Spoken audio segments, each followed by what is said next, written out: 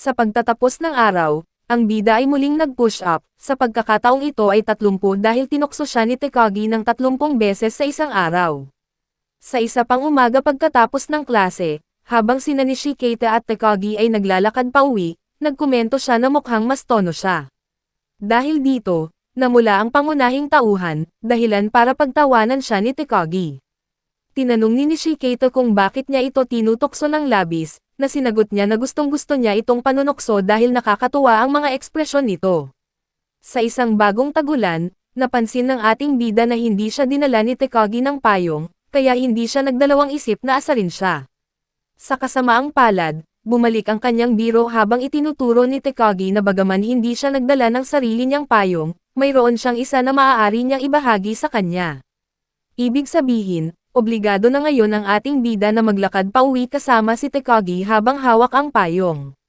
Sa daan, hindi niya maiwasang makaramdam ng sobrang kaba dahil sa pagiging malapit ni Takagi, kaya nagpasya siyang asarin siya sa pamamagitan ng pagtawag sa kanya ng airhead dahil sa paglimot sa kanyang payong. Sa sorpresa ni Nishikata, inamin ni Takagi na medyo masungit, kinikilala na minsan ay nakakalimutan niya ang mga bagay. Dahil dito, masaya ang ating bida, dahil sa wakas ay pinaamin niya si Takagi sa marami niyang kahinaan. Ngunit hindi lahat ay tulad ng tila, tulad ng sinabi ni Takagi na malilimutin para lang asarin si Nishikata, at ipinakita niya ito sa pamamagitan ng pagtatanong sa kanya na magsabi ng mga romantikong parirala na di umano'y nakalimutan niya. Pinipilit ni Takagi na sabihin sa kanya ang mga bagay tulad ng, mahal kita, ngunit sa kanyang kamalasan, biglang huminto ang ulan. Kung hindi pa iyon sapat, kailangan na nilang pumunta sa kani-kanilang landas at higit na nagpapasalamat si Nishikata na hindi siya tinukso ni Takagi sa natitirang bahagi ng araw. Bago makauwi ang ating bida, tinukso siya ni Takagi sa pagsasabing tuluyan na niyang nakalimutan ang daan patungo sa kanyang bahay, kaya hiniling niya sa kanya na samahan siya. Sa isang bagong araw sa paaralan, pinarusahan ni Tenabe Sensei si Nishikata dahil sa pag-abala sa kanyang mga klase sa nakalipas na ilang araw. Ang parusa niya ay linisin ang science room. Bagamat ito ay parang simple sa Nishikata, ito ay isang nakakapagod na gawain. Sa kabutihang palad para sa kanya, si Takagi ay mahiwagang nagpakita upang tulungan siyang maglinis, kahit na nandyan lang talaga siya para samahan siya at asarin siya gaya ng dati. Habang naglilinis ng kwarto ang bida natin ay biglang sumulpot ang kaklase nilang si Nakai na may kasamang babae na nagngangalang Mano. Mukhang nagde-date sila, habang si Mano ay kumakapit ng mahigpit kay Nakai at pilit na inaalis itong mag-isa. Nang kumpirmahin ni Takagi kay Nishikata na nagde-date sina Nakai at Mano, kinabahan siya, lalo na kapag kinausap siya ni Takagi tungkol sa teenage romance. Dahil dito, namula ng husto ang ating bida at patuloy na naglilinis para malinisan ang kanyang isipan. Pagkatapos nito, magkasamang umuwi sina Nishikata at Takagi. Hiniling niya sa kanya na bilhan siya ng inumin, kung saan ipinangako niya na bibilhin lamang niya ito kung gagawa siya ng flip sa bar sa parke. Tinanggap niya ang hamon, ngunit sinabi sa kanya na gagawa lang siya ng flip kung hindi siya manunood. Sumang-ayon si Nishikata, kaya tumalikod siya sa sandaling sinimulan ni Takagi ang kanyang pag-flip. Pagkatapos nito, oras na ng ating bida. Sa matinding pagsusumikap, matagumpay niyang nakuha ang flip. Ngunit dahil hindi siya nagtitiwala na tama ang ginawa ni Takagi sa kanya, hiniling niya ang kanyang pangalawang round. Muli niyang nag-flip, ngunit sa pagkakataong ito ay palihim siyang umakyat upang kumpirmahin na tama ang ginagawa ni Takagi. Sa sorpresa na ito, matagumpay niyang nakumpleto ang flip, kaya sumuko si Nishikata at sa wakas ay nagpasya na bilhan siya ng inumin. Sa gabi, si Nishikata ay nananatiling nanunood ng isang serye tungkol sa ipinagbabawal na pag-ibig. Kasabay nito ang pagbukas ng aircon, naging sanhi ng sipon niya. Dahil dito, late siya dumating sa klase kinabukasan. Ang malaking bahagi lang ng sipon niya ay hindi ito totoo. Nagpepeke lang siya para samantalahin ang kabaitan ni Takagi. Sa panahon ng klase, sinisikap ni Nishikata na palakihin ang kanyang pekeng sipon upang gamutin siya ni Takagi ngunit nag-backfire ang kanyang plano kapag hindi siya nag-abala na asarin siya, dahil naniniwala siyang may sakit talaga siya. Dahil dito, napapagod siya sa pagpapanggap na may sipon, na humantong sa kanya upang ibunyag ang katotohanan kay Takagi. Mabilis itong pinagsisihan ni Nishikata, dahil hindi nag-aksaya ng oras si Takagi na ipaalam sa kanya na tutokso siya sa buong klase ngayong alam na niya ang totoo. Pagkatapos ng klase, sabay na umuwi sina Takagi at Nishiketa. Habang naglalakad sila ay pinapanood sila ni Mina, Sene, at Yukari, na mga kaklase nila. Hindi nila maiwasang sundan sila pauwi, curious kung ano ang relasyon nila. Naramdaman ni Takagi na pinagmamasdan sila mula sa malayo, kaya hinailan niya si Nishiketa sa isang tabi at nagtago sila sa ilang mga palumpong. Dahil dito, nagpa siya si Mina, Sene at Yukari na iwan silang mag-isa at umuwi. Ang tanging payapa ay ang ating bida, dahil nakakaramdam siya ng kaba sa sobrang lapit kay Takagi. Sinimulan niya itong kulitin tungkol dito, gustong-gusto niyang makita si Nishiketa na namumula. At bilang panghuling biro, hinahamon siya ni Takagi sa isang karera sa bahay. Sa isang bagong araw, makikita natin ang ating bida sa silid-aklatan, nagsusumikap sa pag-aaral para sa isang mahalagang pagsusulit. Kailangan niyang makapasa sa pagsusulit na ito, kung hindi ay pagbabawalan siya ng kanyang mga magulang na maglaro ng mga video game. Habang pinipilit niya ang kanyang sarili na mag-aral, lumilitaw na sinamahan siya ni Takagi. Iniisip ni Nishiketa na si Takagi ay nagpaplanong asarin siya gaya ng nakagawian, ngunit sa kanyang pagtataka, tinulungan niya talaga itong mag-aral. Ang dahilan kung bakit siya tinutulungan ni Takagi ay dahil nakonsensya siya sa panunokso sa kanya araw-araw sa klase. Sa kabila nito, nagdududa si Nishiketa sa mga intensyon ni Takagi, ngunit dahil wala siyang napansing kakaiba sa mga salita nito, nagpa siyang paniwalaan siya.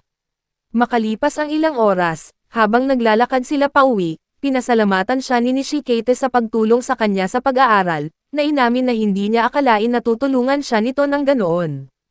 Mabilis na umamin si Takagi na tinulungan lang niya itong mag-aral para lang asarin siya gaya ng dati. Wala pa pala sa exam ang mga topic na tinulungan niya kaya sinayang lang niya ang kanyang mahalagang oras. Pagkatapos ng malaking pagsubok, natatanggap ng ating bida ang kanyang marka, 159. Obviously, medyo mababa ang score, kaya gustong itago ito ni Nishiketa kay Takagi. Sinusubukan niyang hulaan ang kanyang grado at kapag hindi niya ito nakuha ng tama, siya ay nauwi sa pagmamalaki sa kanya na ang kanyang aktwal na grado ay 59.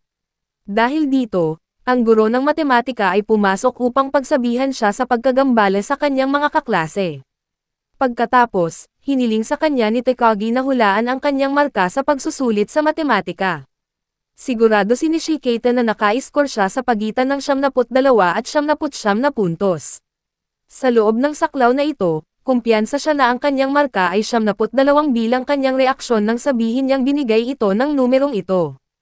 Pero dahil sa tingin niya ay exaggerated ang reaksyon nito, nagpa siyang hulaan ang 79. Pagkatapos ay ipinakita sa kanya ni Takagi ang kanyang marka, na talagang 72, at sinabi sa kanya na dapat kang magtiwala sa kanya ng higit pa, habang ipinahiwatig niya ang kanyang marka kasama ang kanyang reaksyon sa simula.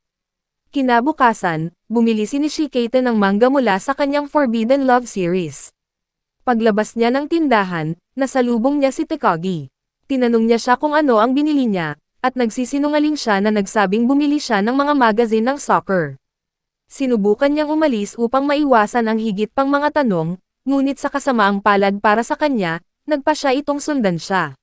Sa daan, sinabi niya sa kanya na alam niya kung ano talaga ang binili niya, na binanggit ang Forbidden Love manga. Kinakabahan si Nishiketa, at dahil ito ay isang personal na bagay, hiniling niya sa kanya na huwag sabihin sa sinuman. Pumayag siyang itago ang kanyang sikreto, ngunit dahil alam na niya ang isa sa mga sikreto niya at hindi niya alam ang isa sa kanya, nagpa siyang sabihin sa kanya ang isa. Bulong ni Takagi sa tenga niya, I like you. Namula ng husto ang bida dito, na ikinatawa ni Takagi. Mabilis niyang sinabi sa kanya na kasinungalingan ang sinabi nito, na gusto lang niyang ibalik ang kasinungalingang sinabi nito sa kanya. Makalipas ang ilang oras, pagkatapos ng mga klase, sina Takagi at Nishiketa ay naabutan ng ulan sa kanilang pag-uwi, kaya wala silang pagpipilian kundi sumilong sa isang dambana. Si Takagi ay ganap na nabasa ng ulan, kaya hiniling niya kay Nishiketa na ipahiram sa kanya ang kanyang PE shirt. Ibinigay niya ito sa kanya, hindi napigilan ang sarili na mamula nang malaman na suot ni Takagi ang kanyang damit. Makalipas ang ilang minuto, may lumitaw na pusa, nanginginig ang sarili, at binabad ang ating bida. Dahil dito, inaalok sa kanya ni Takagi ang kanyang PE shirt, na tinanggap naman niya. Habang isinusuot niya ito, namumula siya at medyo kakaiba, at ang kanyang instincts ay nagpapaamoy sa kanya ng masarap na amoy ng shirt ni Takagi. Ilang sandali pa, huminto na ang ulan, kaya nakauwi na sila. Malapit na ang bakasyon sa tag-init at ang ating bida ay hindi maaaring maging mas masaya dahil ayaw niya sa paaralan at ngayon ay masisiyahan siya sa pahinga kasama ang kanyang mga kaibigan na sina Takao at Kimura. Si Takagi naman ay gustong-gusto niyang pumasok sa paaralan dahil may dahilan siya na nagpapasaya sa kanyang oras sa klase, si Nishiketa. Habang magkasama silang naglalakad pauwi, nakita nila sina Nakai at Mano na nakasakay sa isang bisikleta, na nagbigay kay Takagi ng ideya na gawin din ito. Iminungkahi niya sa ating bida na magbike sila ng magkasama, ngunit tumanggi siya. Sinabi niya sa kanya na kung hindi siya sumang-ayon, kailangan niyang bilhan siya ng inumin, na walang pagpipilian kung hindi tanggapin. Bago sila magkasabay sumakay, nagsasanay muna sila sa isang maliit na espasyo. Sa kasamaang palad, si Nishiketa ay tila walang lakas o tibay na dalhin ang bigat ni Takagi, kaya sumuko siya at nagpas siyang bilhan siya ng inumin. Pagkatapos, gusto rin niyang uminom para sa kanyang sarili, ngunit napagtantong wala na siyang pera, nagpanggap siyang hindi siya nauuhaw. Hindi maiwasang mapansin ni Takagi kung gaano siya pawis, kaya bumili siya ng inumin, alam niyang hindi ito iinom mula sa kanya dahil nakikita niya ito bilang isang hindi direktang halik. Sinabi sa kanya ni Takagi na magpapatuloy ang pagsasanay sa pagbibisikleta bukas. Pagdating ng araw, binisita ni Nishiketa si Takagi sa kanyang bahay, at handa na siya para sa pagsasanay. Sa kasamaang palad, dahil sa isang malakas na ulan na bumuhos ilang minuto bago, ang pagsasanay ay kailangang ipagpaliban, ngunit hindi ito nangangahulugan na kailangan nilang bumalik sa bahay. Iminungkahi ni Takagi na lumabas sila sa isang lugar, at pumayag siya ngunit sinabing pupunta lang siya kung pupunta sila sa isang lugar na malayo sa mga tao, dahil ayaw niyang makita sila ng kanilang mga kaklase na magkasama. Pumayag si Takagi at hindi nag-atubiling dalhin siya sa pinakamadilim na lagusan sa bayan. Sinabi niya sa kanya na ang mga paranormal na bagay ay nangyayari sa tunnel na ito, mula sa mga multo na pagpapakita hanggang sa mga taong nawawala. Natural, nakakatakot ito sa ating bida, ngunit bilang isang lalaki, kailangan niyang itago ang kanyang takot at kumilos ng matapang. Habang lumalalim sila sa tunnel, sinasamantala ni Takagi ang bawat pagkakataon para takutin si Nishiketa, at kahit na sinusubukan niyang gawin iyon, palaging nauuna si Takagi sa kanya. Sa dulo ng tunnel, handa na siyang umuwi sa ibang ruta, ngunit pinilit siya ni Takagi na bumalik muli sa tunnel. Pagdating sa bahay, ginagawa niya ang kanyang mga push-up, na gumagawa ng higit sa 15 sa pagkakataong ito dahil madalas siyang tinutulak ni Takagi sa tunnel. Pagkaraan ng mga araw, ang ating bida ay may isa sa pinakamasamang araw ng kanyang bakasyon. Una, huli na siyang nagising, at bilang parusa, pinamili siya ng kanyang mga magulang sa maghapon. Pagkatapos, habang nagbibisikleta papunta sa tindahan, nakita niya si Takagi sa di kalayuan, na tila kakaiba dahil sinabi nito sa kanya na pupunta siya sa isang paglalakbay kasama ang kanyang pamilya, kaya nagpa siya siyang sundan siya ng palihim para matakot siya.